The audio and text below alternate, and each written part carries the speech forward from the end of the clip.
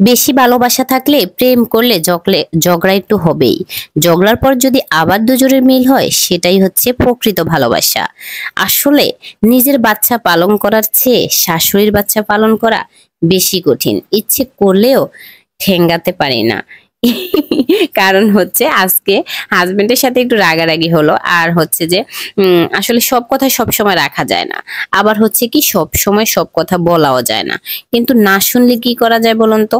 তো যেহেতু রাগারাগি চলতেছে ভাবলাম একটু মজার মজার খাবার রান্না করি। তো ওর প্রিয় হচ্ছে মাসকলাইর ডাল, সেটা আমি রান্না করে ফেলছি। অবশ্যই দেখতে পাচ্ছেন, আপনারা পেয়েছেন। আর রান্না করা শেষ। আর এখন হচ্ছে আমি ওর প্রিয়, ওর ফেভারিট খাবার হচ্ছে সাইয়া মাছ বলি আমরা এটাকে।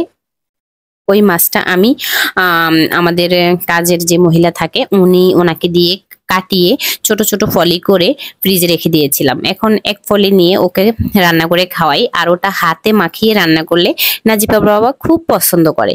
তো আমি এখন সবকিছু পরিমাণ মতো দিয়ে পেঁয়াজ, কাঁচামরিচ, টমেটো, তারপর হচ্ছে রসুন, আদা, জিরা, তারপর হলুদ, মরিচ সবকিছু দিয়ে একসাথে ভালোভাবে মাখিয়ে এটাকে আমি লো আছে আস্তে আস্তে করে রান্না করবো। আর এটা নাজিফার বাবা খেতে কিন্তু অনেক পছন্দ করে। একটু শুকনা শুকনো হবে, যেহেতু ডাল রান্না করেছি একদম শুকিয়ে ফেলবো, একদম ঝোল রাখবো না। তো দেখতেই পাচ্ছেন লো হিটে এটাকে আস্তে আস্তে আমি রান্না করব। এই পাকে আমার যত কাজ আছে আমি সব কাজ সেরে নেব। কারণ হচ্ছে রান্না হতে হতে অনেক কাজ করে ফেলবো। আমরা মহিলা মানুষ, আমাদের নিজের একার হাতে অনেক কিছু করতে হয়।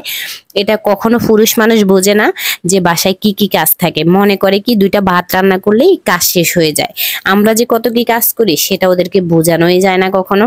তো দেখতে পাচ্ছেন এদিকে রান্না করতেছি, এদিকে ঘর ঝাড়ু দিছি, থালি খোড়া কতগুলা ধুইলাম, ঘর পরিষ্কার করলাম। সবকিছু কাজ নিজে একা হাতে করতে হয়।